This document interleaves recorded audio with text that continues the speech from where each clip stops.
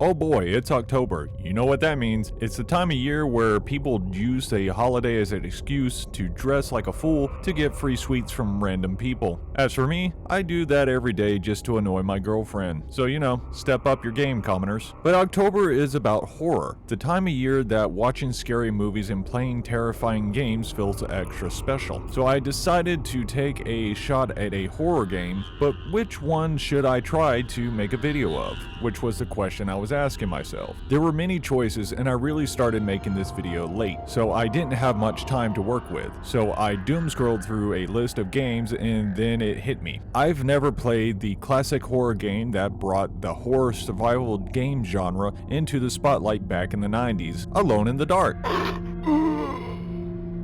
Okay, I know this is not technically true. A game from 1989 called Sweet Home actually played a part in this as well. You see, Sweet Home was a horror game that was based on a horror movie by the same name, and it left an impact on some people who watched it or played it, which would inspire them to make their own horror game. And later on, when Alone in the Dark came out in 1992, it would further encourage people to make their own horror game in a different style of gameplay. The people inspired by these games would be some developers at Capcom in Japan who wanted to make their own horror games, so the developers got together and used the classic horror games as a blueprint for their own new game, not realizing that they were making a masterpiece that would revolutionize the world of horror survival. So development started in 1994 in Japan, then in 1996 they would release their game to the public for the PS1, and that game would be Biohazard.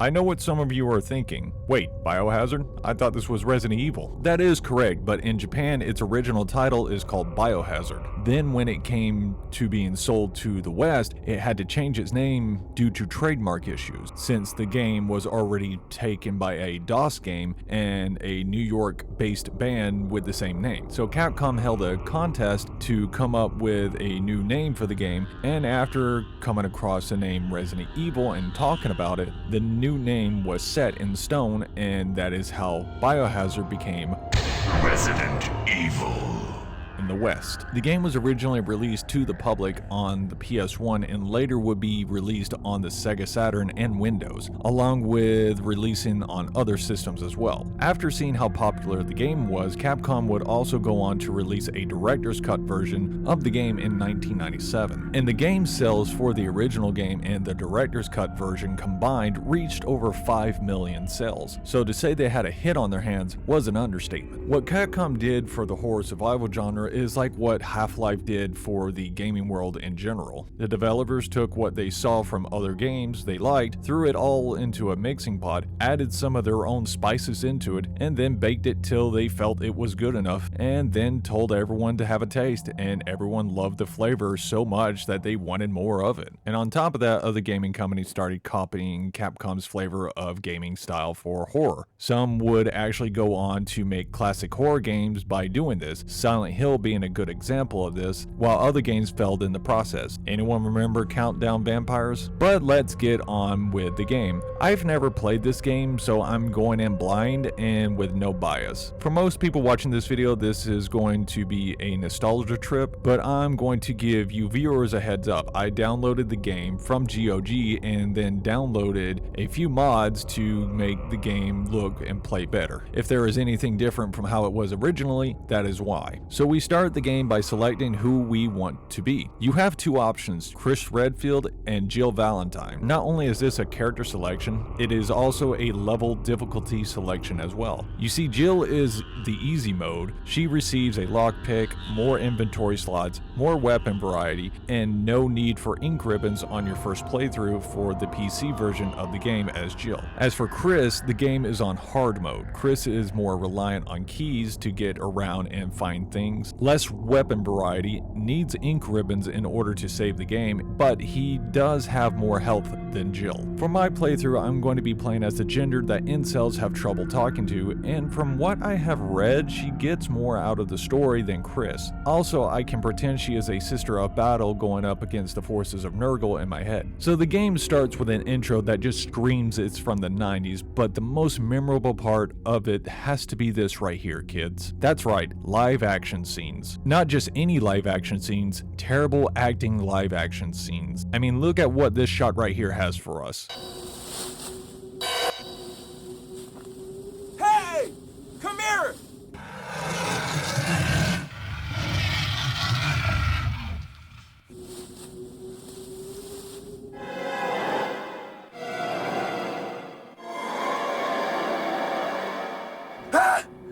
It has bad acting, cheap props, lazy writing. Hell, Wesker's fashion choice makes no bloody sense. You're telling me that it's the middle of the night and this guy is walking around perfectly fine with aviator sunglasses on? Had that had been me, I would have been lost in the woods and no one would have been able to find me. This was the style for a while for most early games. Command & Conquer had them, Mortal Kombat had them. Heck, even Twisted Metal had live action scenes that would later go on to be replaced by just text scrolling across the screen. And I'm not gonna lie, I wish more games did this today. But as the intro continues, the characters are chased by some dogs that have seen better days. They come across a mansion and get inside. And now we are in 3D and we get even more of that sweet nectar of terrible 90s voice acting. Captain Wesker, where's Chris? Stop it! Don't open that door! But Chris is... What is it? Maybe it's Chris. Now, Jill, can you go? I'm going with you. Chris is our old partner, you know. Okay, let me handle this. Stay alert!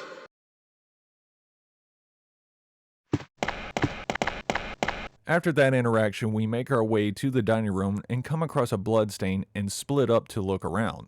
And this is where we get to see the iconic scene that had players clenching their controllers in fear.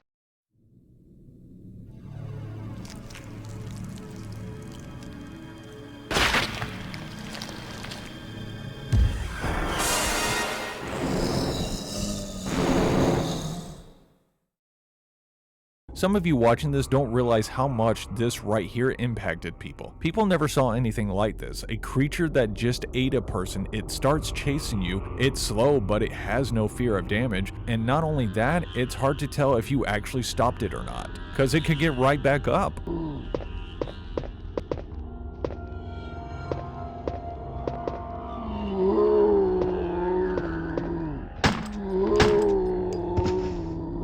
For someone's first time playing through this game, it was a heck of an experience to go through. We rush back to Barry, who shows us just how much better his gun is compared to ours. What is it? Watch out! It's a monster! Let me take care of this.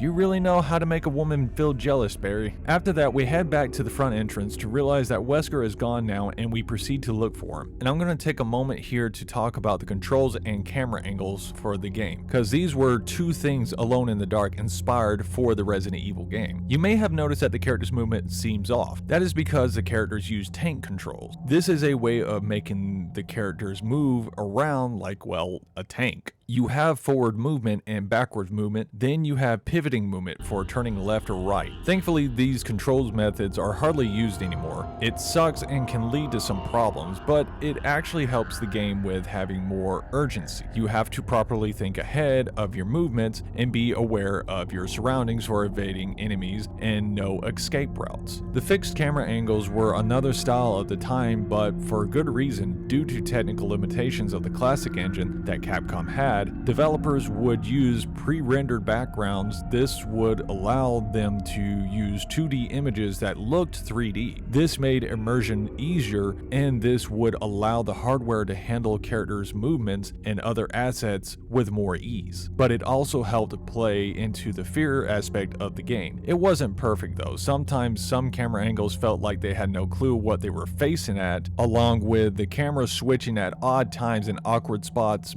making combat and travel feel annoying at times. But when they were used right, it was heart-stopping. A creature could be right around the corner and you never know till it was too late, forcing the player to take things slow and listen for danger. As we look around for Wesker, we come across a shotgun on a rack. Don't mind if I do, I'll make some good use out of this thing. Then we start to head out of the room, and then both doors lock shut and the roof begins slowly descending on us. I panicked for a few seconds because I thought there was a secret on the wall that I was supposed to find, but I never found it, and the roof just kept coming down and down and down without stopping. But then our big hero Barry comes along and breaks down the door to save us. We get out in time and get to listen to what has to be the most famous line from the game. Even if you haven't played the series, you have heard this line at some point in your life. Oh, Barry!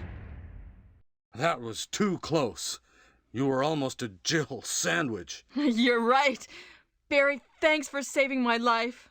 After being rescued, I decided to test out the new shotgun on a zombie, and the results are great.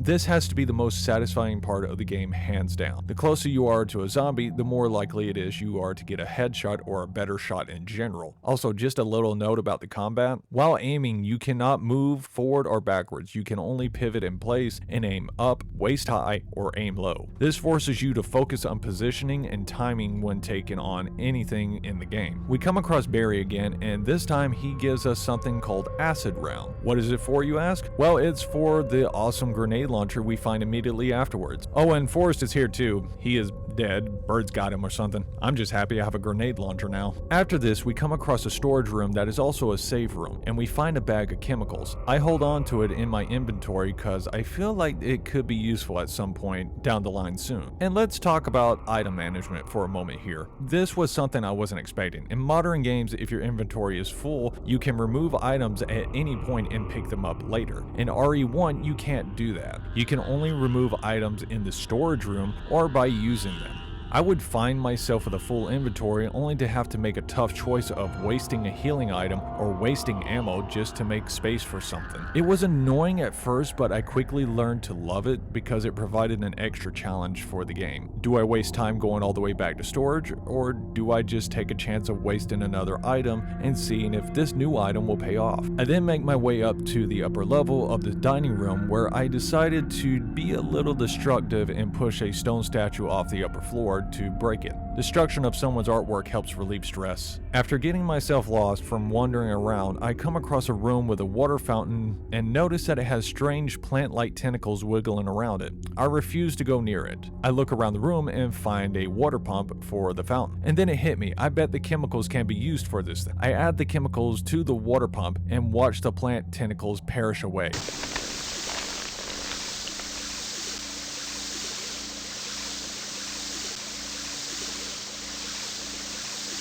Now that the fear of ending up as a deleted search history category is gone, I walk around and find a mansion key. If we check it out in the options, we can see that it has a decal of armor on it. This is how we will be accessing certain doors in the mansion. We have to find keys that match what the doors have labeled on them in order to proceed through the areas. After that, I wander around aimlessly for a while, but with purpose. And then I come across the statue I broke earlier and find out that it had a blue gem in it. Then I find myself in a room that has a tiger statue in it. It has a description that talks about red eye and blue eye. Thinking that has to do something with the blue gem, I take the blue gem and place it in the tiger's eye socket and get a reward for doing so, a wind crest. I don't know what this goes to, but it must be important if it was hidden that well. I would like to take a moment to talk about the combat for a second here. Although you do get nice weapons and all, trying to kill all the monsters isn't really a good idea, because you can run out of ammo very quickly and it doesn't respawn. You need to try to avoid some confrontations as much as possible, because you can find yourself in a spot with no ammo and no way of defending yourself. I mean, you do get a combat knife, but good luck with that, especially if the monsters are in packs or are very fast.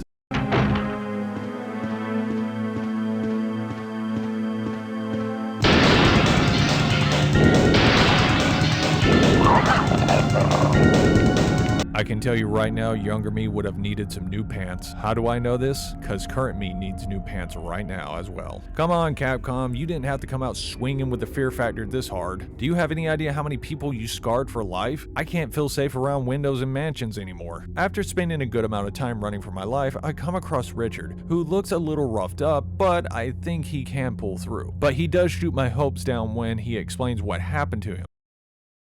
Richard, what happened? Oh, Jill, this house is dangerous. There are terrible demons. Ouch! You're wounded. What kind of demon attacked you? It was a huge snake and also poisonous. Poisonous? Richard, hold on. There is serum. Oh no, I should have brought some with me. No problem. I'll go and get it. Thanks. Snake. I hate snakes. So Richard is dying and I need to hurry and get the serum fast. But I really want to solve this statue puzzle first, along with this fish tank puzzle. I'm sure he would understand. I grab the serum from the safe room and make my way back, and Richard is dead. Maybe I wasted too much time being attacked by that zombie.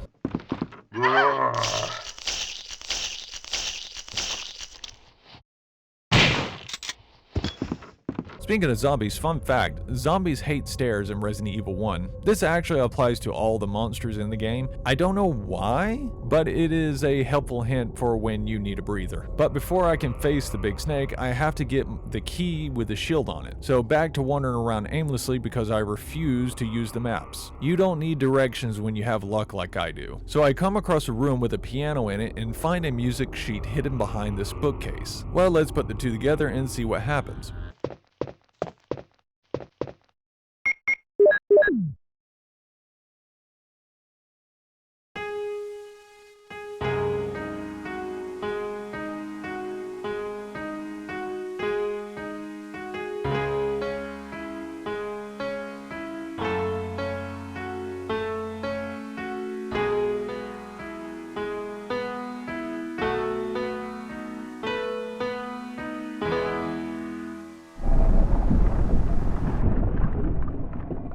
Well, look at that. A secret door opens to a hidden emblem I need. After solving the puzzle, I use the emblem to move the grandfather clock to get the key I need. I make my way back to the door and get ready for the big snake. So what size are we talking here? Anaconda big? Python big?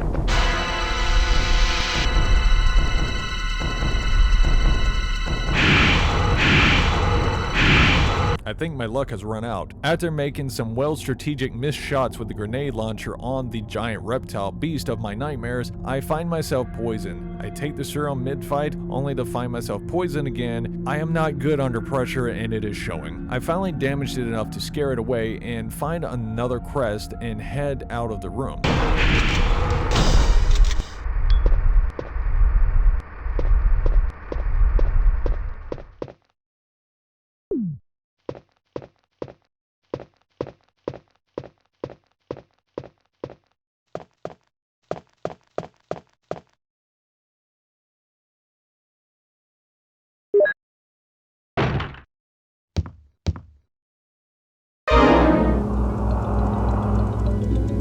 Am I poisoned? Give me the serum. Sadly, the poison has worked its way through my system and leads me to take my first death in the game. I wonder who that was. And now we find ourselves sleeping eyes wide open in the bed. We have been brought to a storage room, which is good because I can stash away the grenade launcher that I wasted ammo for. Then I go out exploring the mansion and come across this room. The pictures have switches on them and must be pressed in the correct order in order to unlock a secret. You will be watched by the crows in the room. For some reason, they don't attack you immediately, but will attack you if you don't get the order of the switch right. How the heck do zombie birds know that I'm getting the picture puzzle wrong? Also, why do they care? I'm right here. Attack me. Make me feel wanted.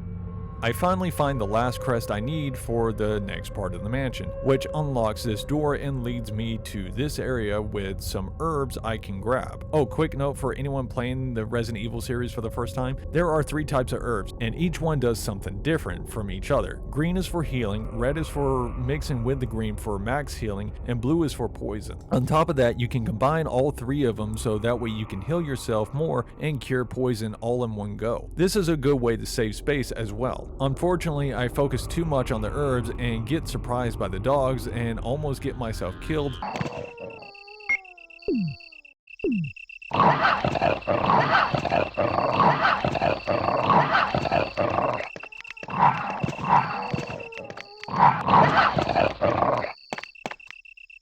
I have no idea why I was so determined to try to get that blue herb at the moment, but after getting myself together, I make my way to a water reserve and use a crank that I found in order to drain it. This is so I can walk to the other side and damn.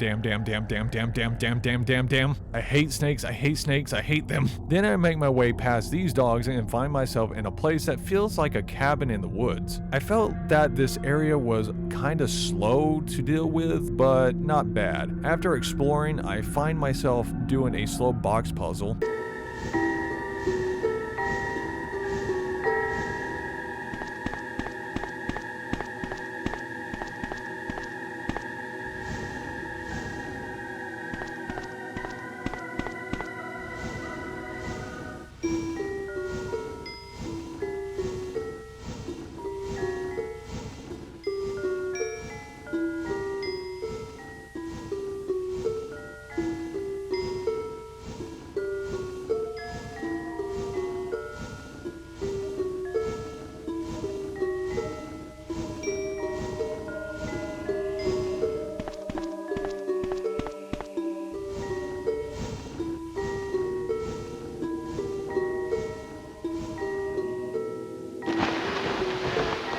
Which leads me to this flooded area where my run is brought to a walking pace. Looking around, I come across a strange object hanging from the roof and down into the water. I can't do anything with it, so I head out and get this cutscene.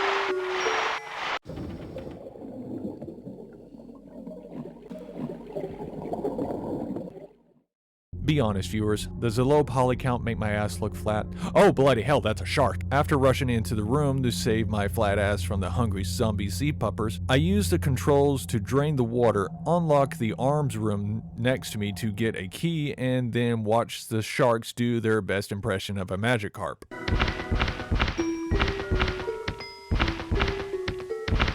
I head back to the room and use the key that I found in the arms room and then use the bookcase to open a hidden door that leads to this plant monster, and it put me in my place. But then it hit me. The stuff I saw in the room earlier downstairs, that's its roots, and if you explored around beforehand, you'll come across a note that talks about poison making, and there is a room for doing this. But it is a slow process, but it is worth it. Poison the roots and the monster is easier to put down, since now it has less tentacles from before, but you still have to watch for the falling acid from the roof. After getting rid of this overgrown weed, we find a key in the fireplace, and it is for the mansion. I start to make my way back to the hallway where I hear some gunshots. Wesker! Jill, so you're safe. That's what I was going to say. Where on earth have you been? You disappeared from the hall all of a sudden. I'm sorry, but I have my reasons. Perhaps you guys have met them? It was all I could do to protect myself against those strange creatures. Is that right? Anyway, it's good to see you're safe. Jill, our first priority is to get out of here. Yes, you're right. Now, there are a lot of rooms in that mansion that we can't get into because they're locked up. I have been looking around for clues. Okay, I'll go to the other house and see if I can find any clues. Will you do that? I'm counting on you. Well, off to hunt for clues we go. Bloody hell, bloody hell, bloody hell, bloody hell, bloody hell, bloody hell, bloody hell. And now that we are back in the mansion, the game decides to introduce a new monster for us.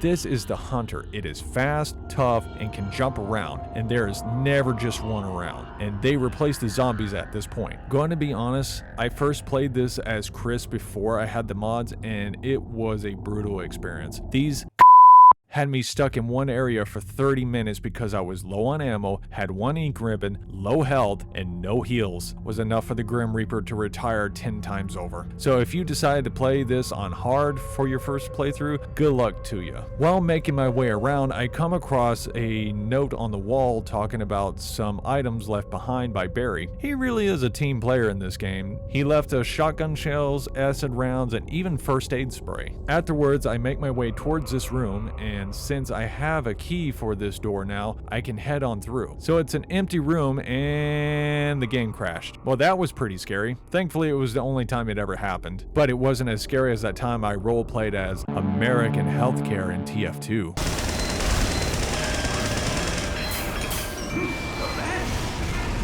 No!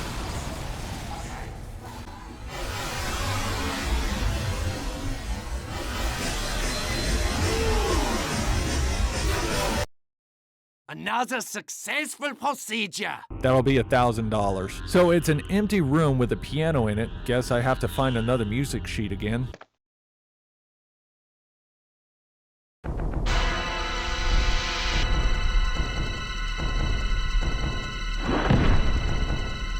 Luck really has crawled up my ass and died, hasn't it? I run around avoiding its attacks the best I can. Sadly, my best sucks. Thankfully, Barry left me that first aid spray and oh, bloody hell. I left it in the storage room. Luckily, this mix was enough for me to get through. I pull off the wind over the snake, but I also learned something about the combat. I noticed that Jill automatically turned to the snake when I aimed. This is something that didn't happen in the original version. You had to aim manually, and from what I have read about it and heard about it, it really does make the game feel different. By that I mean you have to be more precise with your aiming, especially when it is hard to see the enemies due to the camera angles. And timing is a big key factor too. I head back to the storage room to change to the grenade launcher because I feel that I am going to need it. I make my way back to the piano room, start to check out the hole made by the snake, then Barry shows up to offer some help. Jill, have you found anything interesting? Yes, but I can't see very well. How about going down to check by yourself? I have a rope here. Oh, do you? Well, then I'll try to go down using the rope. Wait. Yeah, Richard gave this to me. The radio is a keepsake from him. Richard?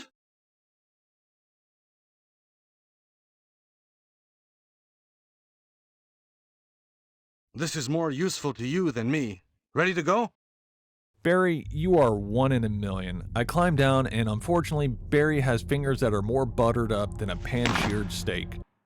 Hey, what's going on? Now I've done it. Sorry, Jill. Wait. I'll go and get another rope. Barry? Barry?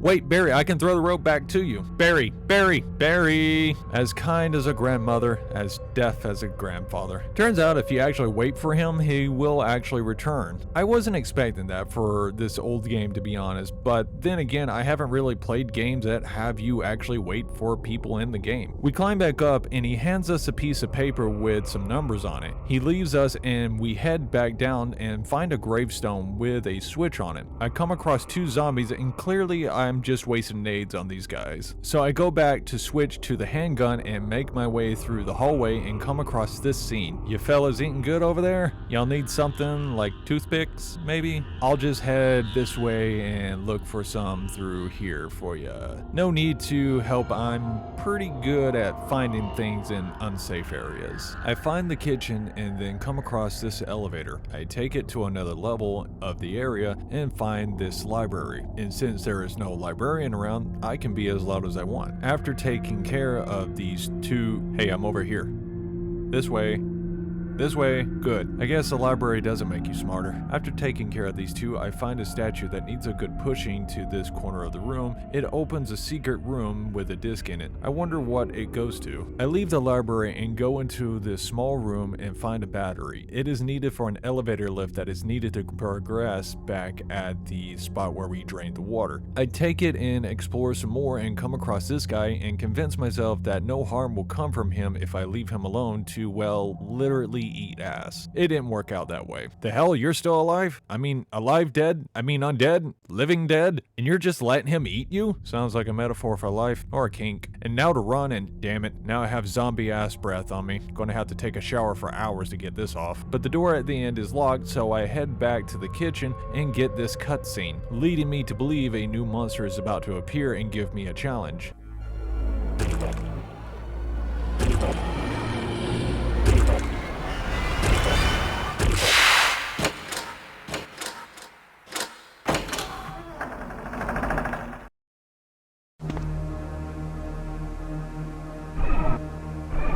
Wait, it's just a normal zombie? Why did this one get a cutscene? Was it because he was smart enough to open the door? I mean, that's kind of scary, but not worth a cutscene. Come to think of it, the hunter opened the door properly as well.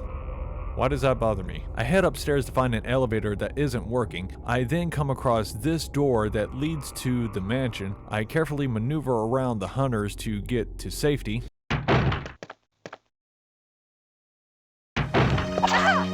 I'm still alive, so I will still count that as carefully. I get to the storage room and get the grenade launcher. See this fella right here? Never once has he given me trouble. Something to do with his AI, I think. The grenade launcher takes the hunters out with one shot, so it is a must-have when they appear. Just be sure to shoot them when they are not jumping around. You will miss. I make my way upstairs in this area and use the key I have in order to open this door. I go into the room where I can turn off the light and find a red gem. Wait, this looks like the blue gem from earlier. If you guess that we have to go back to the tiger statue and use it there, you are correct. And it gives us what has to be the best weapon in the game, the Colt Python revolver. If I ever feel scared in this game, this is what I pull out, and I will show you why later on. I make my way outside and run past the raining snakes again. The hell is going on here? Is the Alpha Legion here or something?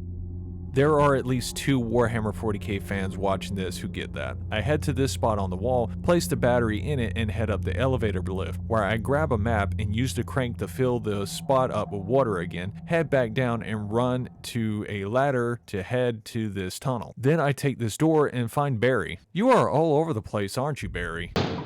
Oh, Jill, what good timing. A moment ago I heard someone's voice coming from this hole. Let's go together since it's dark and we can't see very well. Yeah, that would increase our chances of survival. Okay, let's go. Okay, then I'm gonna cover you. Let's hurry. Hey, are you all right? I can go first if you want me to. To be honest, I'm not nervous. You just have the better weapon. Oh, yes, please. I'm a little nervous. I understand.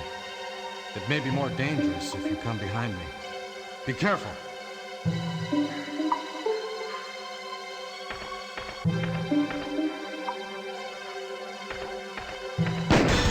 Barry? Barry! Darn, I didn't see which way he went. Maybe this way? No, I'm sure it was this way. I look around the corner of the tunnel and find this guy. Is that Jill? Is that voice Enrico's? Yeah? You're alive! Wait there! Are you with anybody, Jill? What? Oh no, I'm alone. But why are you asking? Listen, the stars are going to be finished soon.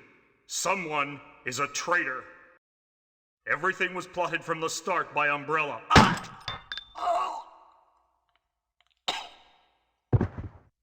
Well, the plot thickens. When you play through the different locations, you can find stuff related to the Umbrella Corporation, so it appears that they are the cause for all of this that is happening around here. I look to see if I can find the shooter, only to find this crank instead. I pick it up and look around and find that hunters are now in the tunnel. Thankfully, I still have the grenade launcher, so it's not really a problem. After exploring around, I come across Barry on the ground, and it doesn't look good. Barry sadly passes away, leaving behind a photo of his family and a message to his loved one. And to honor his memory, I will take his gun and use it to stop the man who did this to him. Just let me, I can't seem to get the gun. Just let me have it. Barry, stop being a jerk and let me pry the awesome gun from your cold, dead hands. Ah, to hell with you, Barry. I go ahead and wait, why is there a random typewriter in the underground tunnel? I come to this spot where there is a hole in the ground, but there is also a hole in the wall of the tunnel. Turns out I can use the new crank I have to rotate this section of the tunnel in order to pass. I'm pretty sure I could have jumped that. I walk around and notice a giant boulder in the tunnel, so you know what happens next.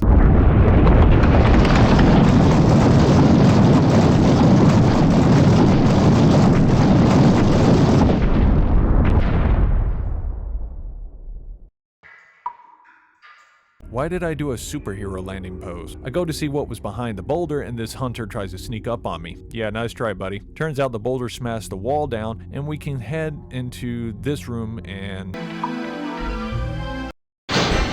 Well, aren't you a nice tall glass of get the fuck out of my face?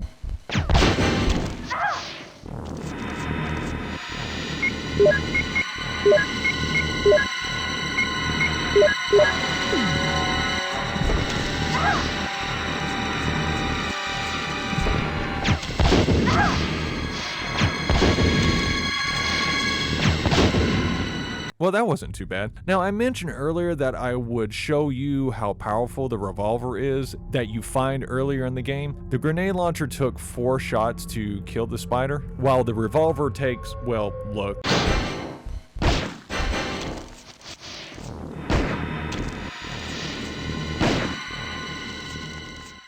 Yeah, this handgun is far more powerful than something that was made to dismember and disintegrate whatever it hits. You want the revolver. Take that, you overgrown. Oh shit. Well, let's go get the flame rounds to deal with these little monsters and oh, they're gone. That's a relief. Now after this, the developers were nice enough to leave a combat knife for you in the room if you don't want to waste any ammo to get rid of these webs that are blocking the path. I go into the storage room and stash away some stuff and save the game. Well, back to the tunnels we go. The hell?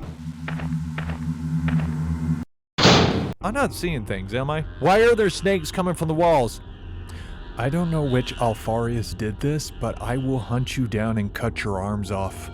After that little scare, we come across another boulder in our path. After getting it to move out of our way, we can find another disc along with a map. Then notice that we can rotate this section of the wall to find a hidden door. This holds one of the unique puzzles in it. By that I mean you have to use the wall to push the statue off the wall so that way you can push it yourself. Since you yourself cannot pull a statue, just the mechanics of the game for the time didn't allow it. Once finished, a book can be retrieved and we can find a silver wolf medal. I wonder if this has something in common with the golden eagle medal I found earlier in the game. We take a lift up and it brings us to a metal door that is welded shut, so we check out a fountain that is nearby, and the fountain has symbols on it that match the medals on the ones that we found. We place them in the fountain and it transformed into a spiral staircase. So we take an elevator down that makes me feel like I need to take a tetanus shot after using it. We find an emergency exit that isn't working in this state of emergency, so I call that false advertisement. I walk around and come across this room that has a note in it along with a hidden light switch that turns everything blue. Gotta make sure that the red switch is on so that way you can see everything in the room. Yep, that's what those things are. Also, I think Adam is having a little too much fun with himself here. Calm down, lad, it's just an apple. But that pumpkin she's carrying has my attention. Haha, the hell was that line? But enough of the pumpkin and let's talk about the new zombies that walk around carrying flat pancakes. Just stop. This is why your girlfriend tells you to shut up all the time. The fact that they are nude zombies makes them feel more gross than scary. I run past them and find this room which has us use this computer, and boy, seeing this cinder block of technology takes me back. Back then, computers weren't so common. So the fact that the game has a keyboard that is correct with the letter locations but has you type on a keyboard in alphabetical order is kind of funny to me. After using the computer to unlock some rooms, we can head to this room that is packed with clothless zombies that want to get too close for comfort. The room holds the passcode device we can use with one of the mode discs we have found throughout the game. Unfortunately, it only works once and that is it. You have to find 2 more devices that are for the remaining disc you have. I decided to backtrack because I thought I remembered remembered seeing one of them on his table up here, but it turns out to just be a phone. I go into the room next to me and find this projector. So I see if I can use the slides I picked up in the room with the computer in it earlier, and it shows information on the monsters we have come across and one that we have yet to come across. It also shows a pic of a group of people behind the zombie problem. If only this one didn't have his aviator sunglasses on, we would be able to identify him. Sadly, this makes it impossible to do so. After snooping around, we find a lab key in the wall and make our way downstairs, where I mess up getting around some zombies and waste ammo getting them off of me. I make my way to this room and notice that there are some stairs and that there is a hole in the wall. So I put the two together and gas myself. Well, that sucked. I finally get into the hole in the wall and come into this room where I find another coding machine. I get the second code and make my way out. I then run around the zombies and get to the storage room. I switch out the revolver for the shotgun because I don't think I will need it, which is a mistake I quickly learned I made when this new monster right here appears. These monsters are called chimeras, and they are humans mutated into bugs thanks to fly DNA. If you are not prepared, they will end you with a smile on their face. It is cool that they drop maggots when they are shot. I thought that was a nice little touch. Thankfully, I've been saving ammo for the revolver, so these things are not bugging me in this playthrough. But I will tell you what did bug me. After turning on the devices I needed to turn on to progress, I forgot to watch my health and ran into a basic zombie that dropped me to the floor and proceeded to, well, eat my ass. That was an embarrassing death right there. After doing all that again, I head to this elevator that is working now and run into Wesker, who reveals what has been going on and what his plans are. Wesker? Barry is no longer useful. Just as I thought. You are the man behind all of this. Why do you have to destroy stars? That's Umbrella's intention. This laboratory has been engaging in dangerous experiments, and recently an accident has occurred. Anyway, this disaster cannot be made public. I have a question, Wesker. Do you, by chance, have a friend who works as a scientist? He wears the same style of glasses as you do indoors? It's just been driving me crazy not knowing who it is. He doesn't tell me anything about the guy in the pig, but he does show me the most powerful zombie there is. You guys are idiots. No one understands its real value. So, you're going to steal all the research? Better yet, I'm going to show you the tyrant.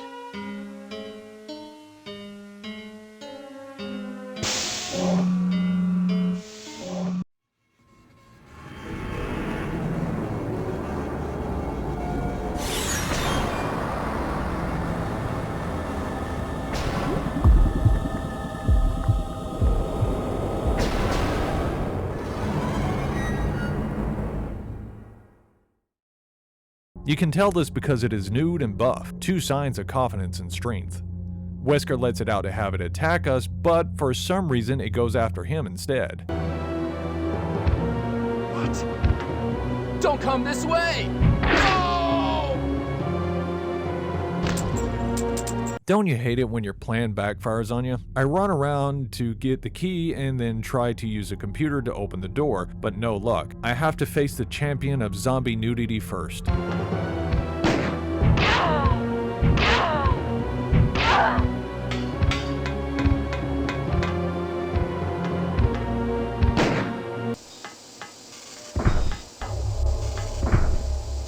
Afterwards, I opened the door with the computer. Why? Why did I have to beat him first? All I had to do was click yes. I didn't have to fight the tyrant at all. I get out and explore around and come across Chris. He has been held up here and now can come with us to escape. Chris decides to run ahead of us, and despite that, he leaves the zombies for us to deal with, having me waste ammo.